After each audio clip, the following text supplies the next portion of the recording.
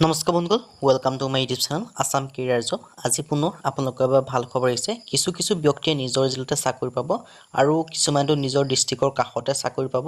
আৰু সকলোৰে বাবে এটা বহুত ভাল খবৰ আহিছে। পুনৰ আপোনালোকৰ বহুকেইখন ডিষ্ট্ৰিক্টৰ পৰা গ্ৰেড 3 আৰু গ্ৰেড 4 ভেকেঞ্চি মুকলি কৰি দিছে। Office assistant, data entry operator কোনকেইখন ডিষ্ট্ৰিক্টৰ পৰা ভেকেঞ্চিখিনি মুকলি কৰিছে। আৰু এটা কথা যে যিখন ডিষ্ট্ৰিক্টৰ পৰা মুকলি কৰিছে যে অকল সেইকেইখন ডিষ্ট্ৰিক্টৰ বাসিন্দাই এপ্লাই কৰিব পাৰিব এইটো কথা নহয়।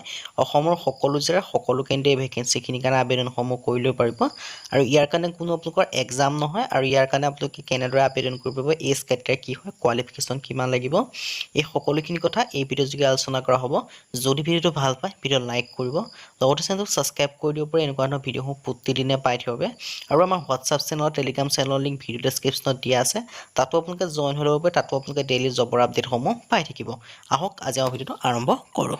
আজি আপোনালোকৰ দুখন ডিষ্ট্ৰিক্টৰ ফালৰ পৰা ভেকেঞ্চিখিনি মুকলি কৰিছে। প্ৰথম যিখন ডিষ্ট্ৰিক্ট মই আলোচনা কৰিছোঁ, এইখন ডিষ্ট্ৰিক্ট হৈছে গোৱালপাৰা জুডিচিয়াৰী ফালৰ পৰা মুকলি কৰিছে।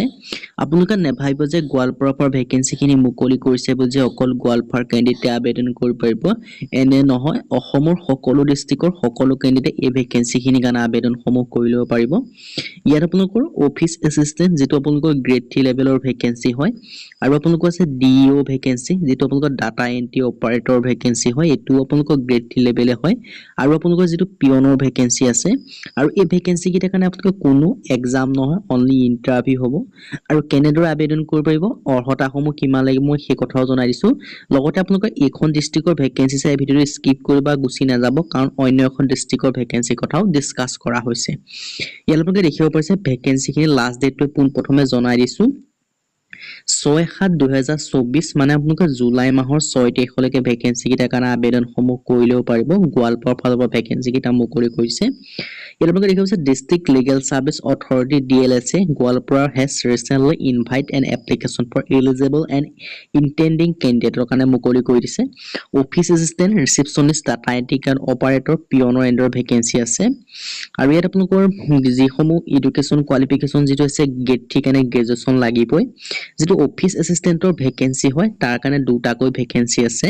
আৰু ইয়াত আপোনালোকৰ দৰমহাসমূহ দিয়া হ'ব 18,000 টকাকৈ পাৰ মান্থ। লগতে এডুকেশ্যন আদাৰ স্কিলসমূহ মই আপোনালোকক জনাই দিছোঁ। যিটো আপোনালোকৰ অফিচ এছিষ্টেণ্টৰ ভেকেঞ্চি হয় তাৰ কাৰণে বিচাৰিছে গ্ৰেজুৱেশ্যন আপোনালোকে যদি পাছ কৰিছে তেতিয়া আবেদনসমূহ কৰিব পাৰিব। লগতে আপোনালোকে মেইনলি কম্পিউটাৰ বিষয়ে অলপ জনা হ'ব লাগিব। আৰু ৰিচিপশ্যনিষ্ট কাম ডাটা এণ্ট্ৰি অপাৰেটৰ যিটো ভেকেঞ্চি আছে তাৰ কাৰণে দৰমহাসমূহ 18,000 টকা দিয়া হ'ব। আৰু যিসমূহ এডুকেশ্যন কোৱালিফিকেশ্যন হয় ইয়াৰ সৈতে প্ৰায় ছেমিয়ে হয়। গ্ৰেজুৱেশ্যন বিচাৰিছে, excellent verbal and written communication স্কিলখিনি জানিব লাগিব। লগতে ৱৰ্ড এণ্ড ডাটা প্ৰচেছিং এবিলিটিৰ ওপৰত আপোনালোকে জানিব লাগিব। এবিলিটি টু ৱৰ্ক টেলিকমিউনিকেশ্যন চিষ্টেমৰ ওপৰত আপোনালোকে জানিব লাগিব। আৰু লগতে টাইপিং স্পীড আপোনালোকৰ প্ৰফিচিয়েঞ্চি হ'ব লাগিব। আৰু যিটো আপোনালোকৰ অফিচ পিয়নৰ ভেকেঞ্চি আছে তাৰ কাৰণে এটাকৈ ভেকেঞ্চি আছে। আৰু ইয়াত আপোনালোকৰ দৰমহাসমূহ দিয়া হ'ব 12,500 টকাকৈ পাৰ মান্থ। লগতে আপোনালোকৰ কোৱালিফিকেশ্যনৰ আদাৰ স্কিলখিনি যদি ক'বলৈ যাওঁ, ইয়াৰ কাৰণে 8 পাছৰ পৰা আপোনালোকে আবেদনসমূহ কৰি ল'ব পাৰিব। 8 পাছ, 10 পাছ, 11 পাছ, কিন্তু 12 পাছটো ইলিজিবল দেখুওৱা নাই। কিয়নো আপোনালোকে 12 পাছটো যদি এমপ্লয়মেণ্ট এক্সেছত যদি 12 পাছ নাই তেতিয়া আপোনালোকে আবেদনসমূহ কৰি ল'ব পাৰিব। এতিয়া আহিলো ইয়াৰ কাৰণে আপোনালোকৰ চিটিজেনশ্বিপ হ'ব লাগিব ইণ্ডিয়ান। আৰু এজ লিমিটৰ ক্ষেত্ৰত ক'বলৈ যাওঁতে 18 পৰা 38 বছৰ বয়সৰ সকলো কেন্দ্ৰে আবেদনসমূহ কৰি ল'ব পাৰিব। লগতে আপোনালোকে এজ ৰিলেক্সেশ্যনসমূহো পাব। যিসমূহ SC কেন্দ্ৰ আছে তেওঁলোকে 5 বছৰকৈ ৰিলেক্সেশ্যন পাব। 43 বছৰলৈকে আবেদন কৰিব পাৰিব।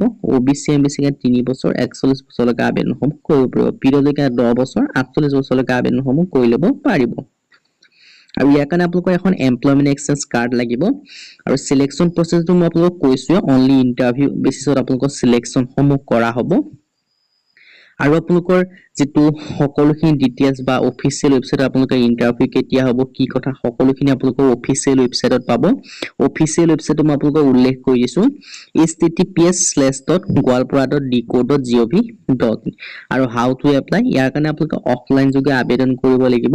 এখন আপোনালোকে গুগল বা আপোনালোকে যিকোনো এখন ফৰ্ম লৈ আনিব যিটো আছাম ষ্টেণ্ডাৰ্ড ফৰ্ম হয় ফৰ্মখন ভালদৰে ফিল আপ কৰি ডকুমেণ্টছ কেইটা লগত দি এনভেলপটোৰ ওপৰত আপোনালোকৰ ইয়াৰ এড্ৰেছটো লিখি দিব গোৱালপাৰা জুডিচিয়াৰী এড্ৰেছটো লিখি আপোনালোকে ডাকঘৰ বা নিজে হ'লেও কৰি দি থৈ আহিলে আপোনালোকৰ আবেদনসমূহ হৈ যাব লগতে application for the post of কোনটো পোষ্টৰ বাবে আবেদন কৰিছে সেইটো এনভেলপত লিখি দিব লগতে মই ইয়াৰ এডভাৰটাইজমেণ্টখন ভিডিঅ' ডেছক্ৰিপশ্যনত দিয়া থাকিব আপোনালোকে ভালদৰে চাই ল'ব এতিয়া হ'লে আমি যিখন 2 নম্বৰ ডিষ্ট্ৰিক্টত মুকলি কৰিছে 2 নম্বৰ যিখন ডিষ্ট্ৰিক্ট হয় তালৈ গৈছো ভিডিঅ'টো চাই থাকক 2 নম্বৰ আপোনালোকৰ যিখন ডিষ্ট্ৰিক্টৰ ফালৰ পৰা মুকলি কৰিছে এইখন হৈছে গোলাঘাট জুডিচিয়াৰী ফালৰ পৰা মুকলি কৰিছে ভেকেন্সিখিনি সেমে হয় অফিচ এছিষ্টেণ্ট ডিইও পিয়নৰ ভেকেন্সি মই আগতে যিসমূহ আপোনালোকক কোৱালিফিকেশ্যন কৈছিলো এজ ক্ৰাইটেৰিয়া কৈছিলো গোটেইখিনি আপোনালোকৰ ইয়াত সেমে হয় মই মাত্ৰ ইয়াত লাষ্ট ডেটটোৱে কৈ দিছো 29/6/2024 জুন মাহৰ 29 তাৰিখলৈকে ভেকেন্সি কেইটাৰ কাৰণে আবেদনসমূহ কৰিব পাৰিব মই যিখিনি কোৱালিফিকেশ্যনৰ কথা ক'লো সকলোখিনি সেম হয় যেনেকৈ গ্ৰেড 3 কাৰণে যিমান লাগিব গ্ৰেড 4 কাৰণে কিমান লাগিব সকলোখিনি সেম হয় ইয়াৰ আগৰ